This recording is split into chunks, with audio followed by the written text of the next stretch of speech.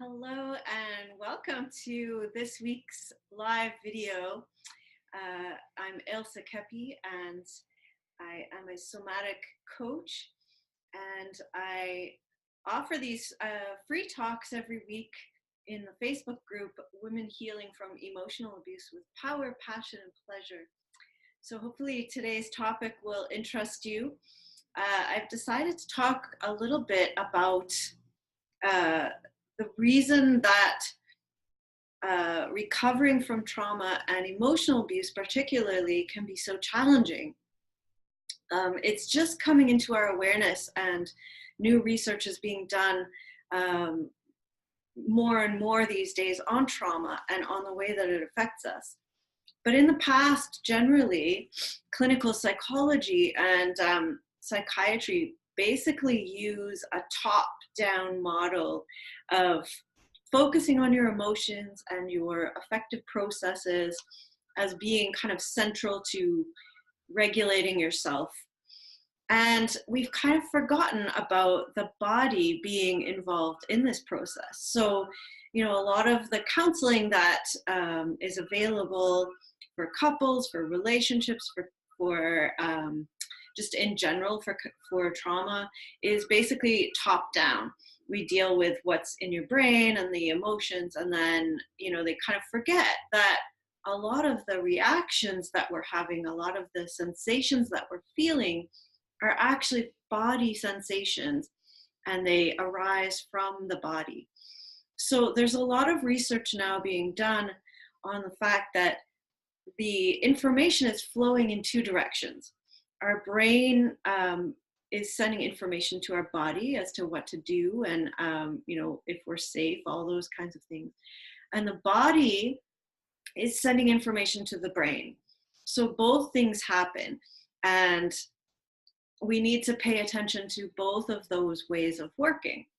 So in the past, talk therapy in general will get you so far. You can understand a lot of what's going on, but it doesn't always get down into the body. And so you still react in the same way. And it feels like, how come I know everything, but I'm still not getting better?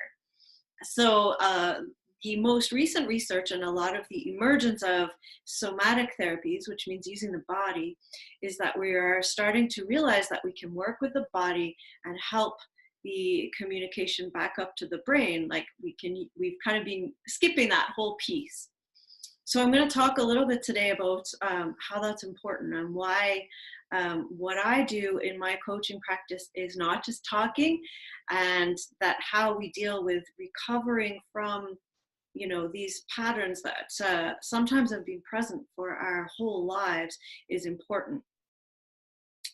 I'm going to be talking a lot about some work by Stephen Porges. He has proposed a theory of the polyvagal theory, which basically is expanding our understanding of the nervous system and how it works.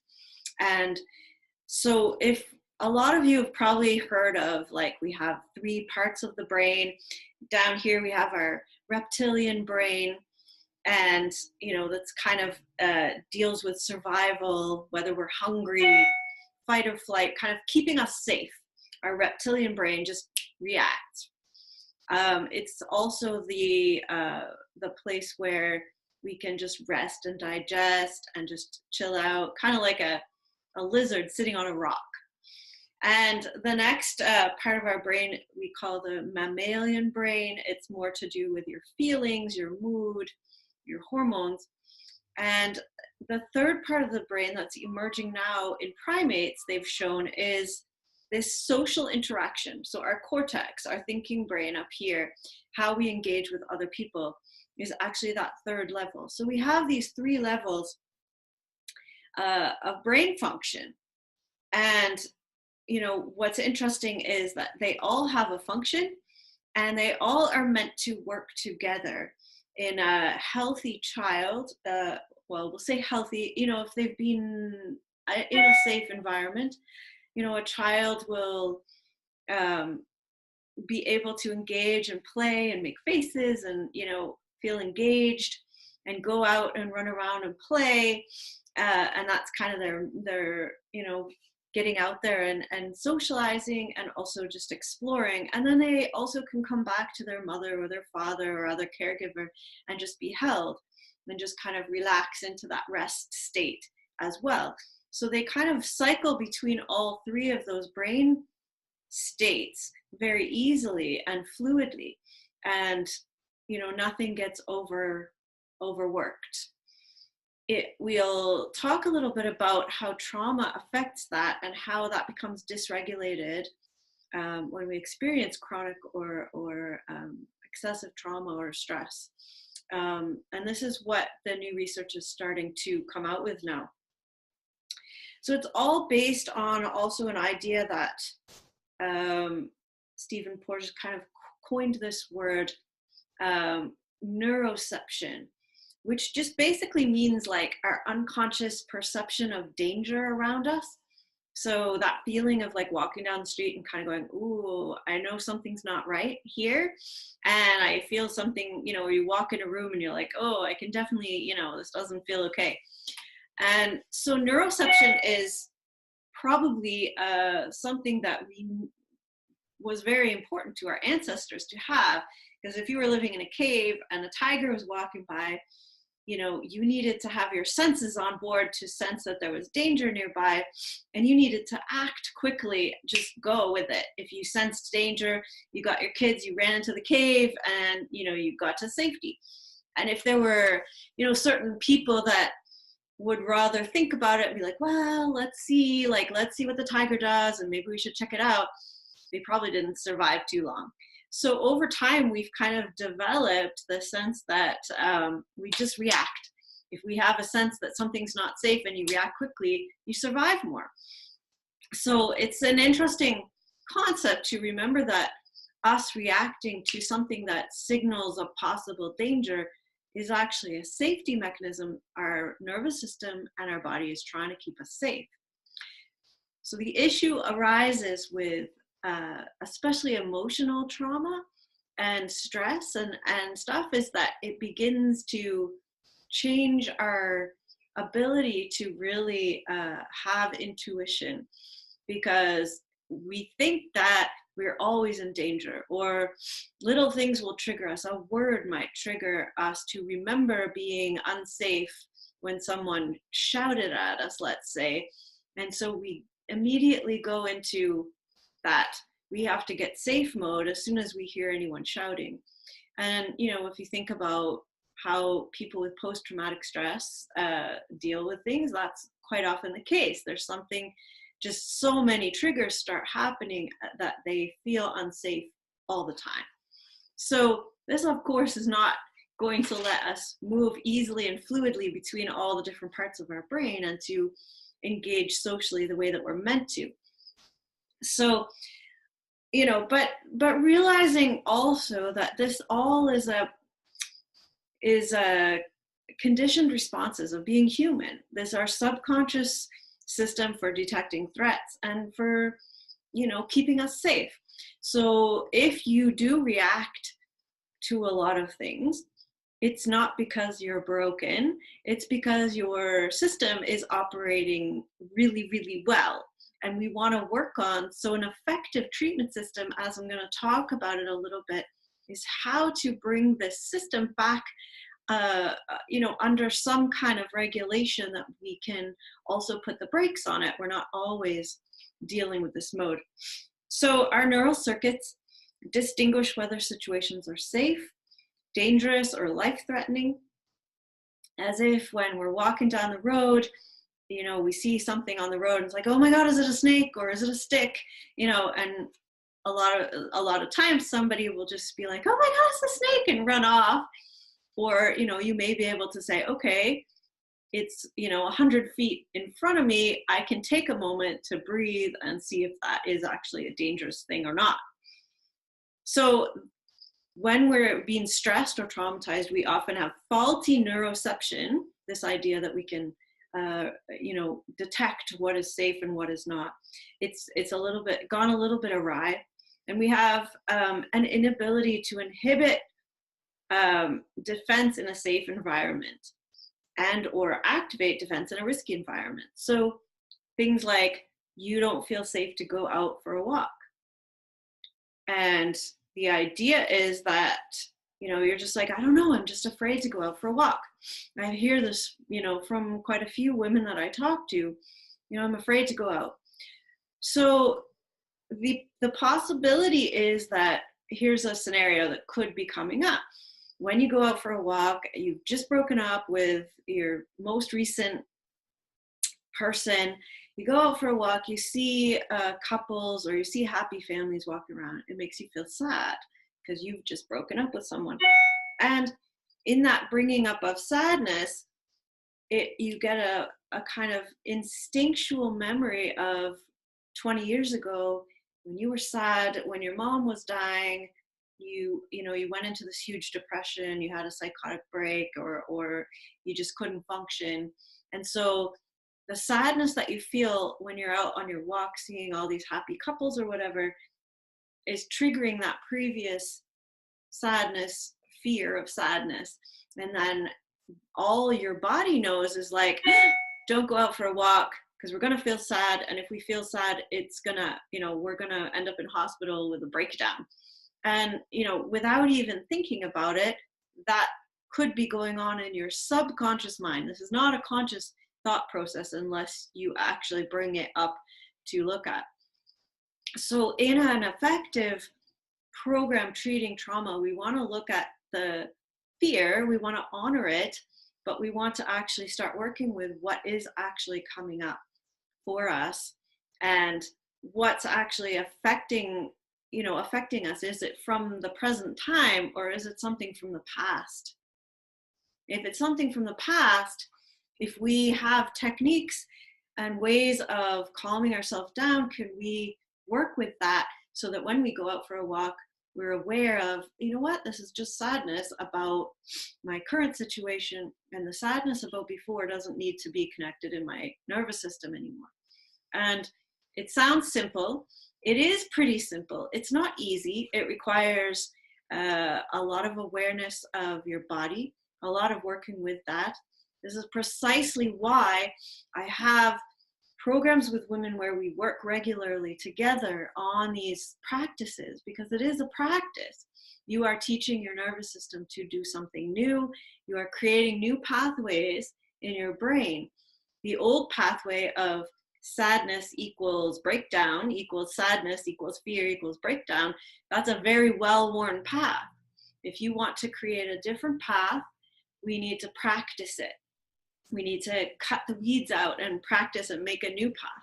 So when I work with clients on this kind of, cyclical, like caught in a loop pattern, we actually look at ways, where can we branch off from this pattern? Where can we, create new pathways that might also be, allow a different experience and more choice. And freedom and choice is really, I believe, what we're really wanting in life. So coming back to these three kind of brains that I talked about at the beginning, our social engagement brain, our sympathetic nervous system, our kind of arousal, our learning, fight or flight is in there, and our parasympathetic nervous system, which is kind of our rest, our digest, kind of could be dissociation, that kind of thing if it's negative. But so when we go out in the world, we try using our newest, best card, we put that out there first.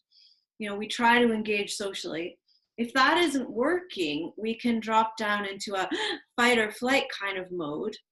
And if that doesn't work, we can drop into a kind of catatonic or give up mode, play dead.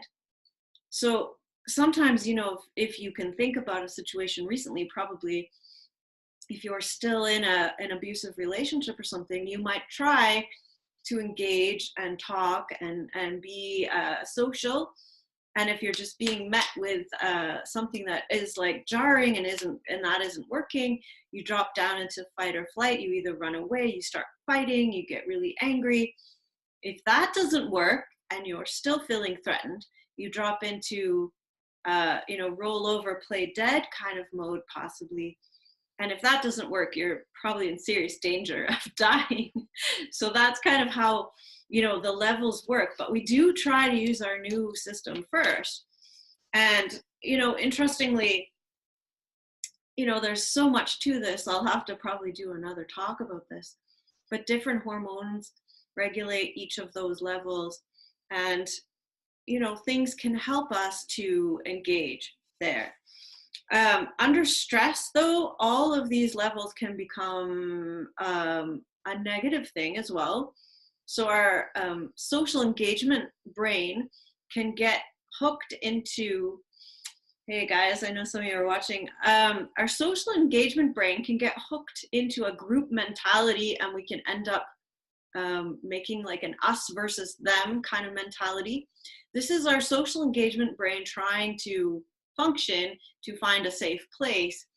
But if we are stressed in that situation, so if there's a lot of stress on us, we can end up feeling, kind of closing the doors and having our little group and not really noticing anyone else. So that's a common situation in the world today, that we kind of close our doors to anyone outside the group. And this is actually not the most positive way that our social engagement part of our brain could work. So a history of trauma and abuse can actually dysregulate, like I said, this kind of flow between the different types of brain. And, in our middle kind of mammalian brain, the fight or flight, we want to get into a place where we're actually able to learn, take in information, be engaged, have conversation, be excited, all of those things. We want to expand that ability to do that. And we also, in a positive state, we want to be able to rest and digest. This would be just like, lying in the arms of someone and feeling really safe, not really engaging at that point, but just feeling safe, like a child held in a caregiver's arms. And we need to have all of those states. Often someone in trauma kind of goes between feeling really stressed and fight or flight, and then going to, collapse, and then fight or flight and collapse. And they get kind of caught in this seesaw back and forth. Again, it's just, all of this, I know this can get a little complicated maybe in trying to understand all of it, but basically our brains are not all working in the best way. We're getting stuck going back and forth between ones. We're not using our thinking and our social engagement brain in a positive way to help us reach out. There's things that are going awry with, the way that our brain connects with our body. So these things can be worked on as well. And what's super interesting about this is they're actually finding that there's places in our body that can connect and be kind of like portals or doorways into working with this. So things like, finding your face, like feeling your face or making faces, like making a face like this, can actually engage a way into your social engagement part of your brain. So, a lot of exercises sometimes we do with trauma clients is get them to move their face and, wake it up and start feeling their face. This is how we engage. We engage with our eyes, our ears, our nose, our mouth, our voice, and we can, engage with other people doing that. So even just a really nice face massage or, making faces or working with that can help bring you into this awareness of, I'm going to engage with other people. I'm not going to be in my fight or flight. I'm not going to be in my depression, too far down nervous system. And, I notice myself if I'm getting really depressed or, it doesn't happen much now, but, if someone's getting depressed and lonely and kind of, too much in the reptilian kind of like roll over, play dead mode, I don't know if you noticed, but their face looks kind of dead. So this is just an example of how we just kind of disconnect in our face. And this is one of the ways we can start to reconnect. If someone's in fight or flight, they may just be angry, they may be excited, they may be aroused, whatever. That's a place where we start to engage. And with our higher kind of understanding, we want to actually be able to engage, to look someone in the eye, to smile, to work with all these facial expressions so that we can relate to other people. So there's other places on the body as well where we have these doorways into actually switching up what is running our life, because these subconscious neural pathways that I was describing just happen without us being aware. It's a instinctual thing that has evolved over time, and they just happen. They're there to keep us safe, and that's it. And if we want to rework those, we can work with these doorways in the body. We can work with grounding and centering and finding ways to be in each of these states and learn what that feels like. So when I talk about at the beginning, talk therapy being basically just too much just talking in the head and not enough experiencing, not enough of this two-way communication from the body to the brain, to the body to the brain. Anyone who notices that they have a stomach ache every time they need to go to a job interview, let's just say you're trying to go out, get a job because you want to start your life again, you've had a crappy relationship, whatever, and you get a stomach ache every time, or rosacea flares up on your face. These body signals are responding to something in your brain that's telling you this is not a safe thing to do. It's not safe to go out and get a job. It's not safe to talk to people. It's not safe to do this. And so we need to work on that connection between the body and the mind so that you have choice about, if I want to go out and, meet new people, get new friends, get a job, do these things that have fear associated with them somewhere from my past, I need to, pull these apart and start working with how can I work with the body? How can we calm down our stomach? How can that calm down our mind, and vice versa? And a lot of the work I do with clients is just making these connections. What are you feeling in your body when this comes up? What comes up when you feel this in your body? Either way. So this kind of trauma work is extremely effective in helping you move. Like I said, when you have a healthy nervous system, you move really easily between all three states, and you can reach out. You can have a good relationship because you are able to engage socially. You are able to be in your, be aroused and be excited and converse, and, and you're also able to rest and let your body just relax. All those three states are needed to have good relationships. If you're always in one or the other, especially in the parasympathetic kind of reptilian or mammalian type of levels, you're not able to engage socially and have good judgment about going out or meeting new people or having relationships. So this relationship with the body and the mind is basically the root of my work. And I know this was a lot to take in. There's a lot of science involved in this. I'll probably do another talk coming at this from other aspects. There's some great research out there about this. I'll maybe list a couple of books here. If you're into the scientific mode, you can research as well. But it is super important to decide that you are going to work with yourself, and then find somebody that has this somatic type integration with the psychology and that can work with all of these pieces. And I would say that there's a great benefit in doing an intensive kind of few weeks of work on this. Why? Because like I said, we're repatterning the brain. And if you only go every week or every 2 weeks to see a counselor, it's like you walk down a different path in the woods once a week. During the week, all the weeds, all the flowers are going to pop up, the grass is going to come up. You're not going to be able to see that path the next week when you go. It'll just be all grown up again. But if you go over that path every day and you work on it intensively and you have someone to guide you, and you will actually start clearing a new path in your brain, and you'll be able to keep those gains that you get in your therapy.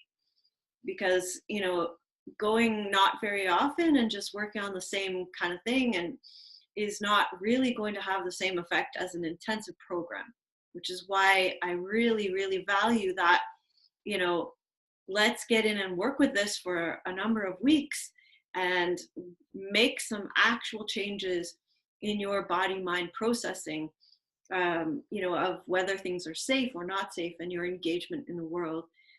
Along with this, I'll just put a caveat. It's a great way to begin to get to know who you are, so that, you know, finding out what's safe and not safe and actually having a good sense of that is one aspect of healing. The other aspect is finding out who you are when you're not always feeling unsafe. Who are you and what would you want to offer to the world, and how do you grow that? So as well as doing all this, you know, work with your nervous system to get you in a regulated state, we also want to start building who you are from the inside, or you know, uncovering it. We uncover all of that and we find out who you are and what are your passions, and put those two pieces together. You have an amazing tool for recreating your life the way you want it, recreating your relationships the way you want them, and having a sense of how to bring that together. So I'm gonna finish up there for today. If you haven't watched my webinar, there's a free training that I offer online. You can access it on www.ailsakepi.com. And if you put /replay, REPLAY on the end, so www.ailsakepi.com /replay, you can watch it directly there. It would be well worth your time. It's 45 minutes there to explain a little bit more about the process of the healing journey that you could take to transform yourself. I also offer free breakthrough calls for any of you in the group here. The offer is open to book a call with me. I'm more than happy to speak with you about your particular situation, what might be the next step for you. So that's it for today. That's a lot of information, and I hope that you got a little bit of something out of that and have some idea now what to look for when you are looking for a way to move forward after trauma and abuse. All right, take care and have a wonderful Wednesday.